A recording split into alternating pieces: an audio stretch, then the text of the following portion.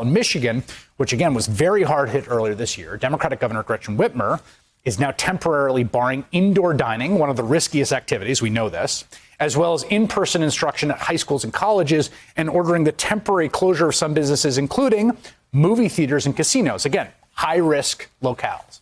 Now, this is not a full shelter-in-place order.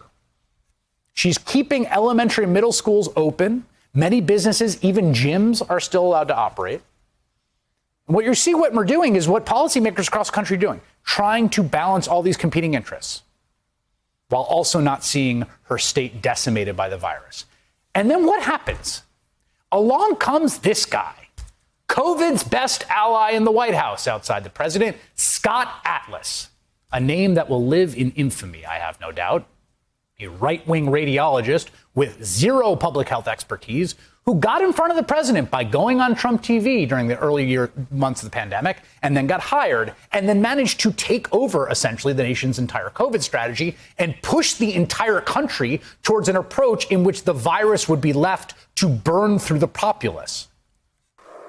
When there are high-risk people, we must protect them, but we don't lock down the schools, and we do not. The goal of policy is absolutely not to stop all spread of COVID-19 to asymptomatic or very low-risk individuals. That's what he said. We've got to protect the high-risk people, right? But we're not trying to stop the spread. Let it spread. And then we're going to protect the high-risk people. Guess what's happening to the high-risk people right now? Who do you think's in those hospitals and in the long-term care facilities? Who do you think constitutes the names of the dead over 1,000 day after day, Scott Atlas? I mean, this guy is probably more responsible for our record cases and hospitalizations, for our spike in deaths than any other policymaker in America. Washington Post editorial today stating bluntly, Scott Atlas's rabble-rousing will lead to illness and death. He should be fired.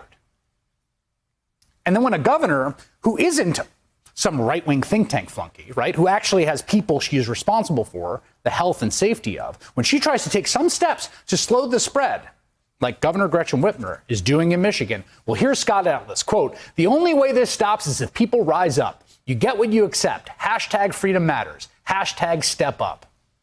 He wants people to, quote, rise up. That's what he said. Perhaps you'll recall that Governor Whitmer was the target of a fairly advanced alleged right-wing terror plot to kidnap her and then execute her on camera because of her COVID response. Atlas later claimed he was never talking at all about violence, just wanted people to vote and protest, which, first of all, everyone just voted like 2 weeks ago. Second, the protests at Michigan State Capitol early this year were pretty scary and attended by some of the people who then plotted to kidnap and kill Whitmer. And just even putting all that aside, Atlas is actively rooting on the virus, trying to extract a political penalty from people who are doing the best they can under abominable circumstances. Dr. Atlas, could you come clarify your comments asking people in Michigan to rise up against COVID restrictions? The White House told states to handle the COVID response, so why are you contradicting the governor, particularly when you don't have any training in infectious disease? This nation has suffered through an absence of federal leadership since the pandemic started, or actually the presence of malignant leadership. And it's now suffering in the absence of federal testing strategy and federal rescue dollars. It's at the mercy of a virus that Scott Atlas and Donald Trump are, again, essentially promoting. They want the virus to spread. They have said as much. Here's how the president-elect responded to the stance embraced by Scott Atlas.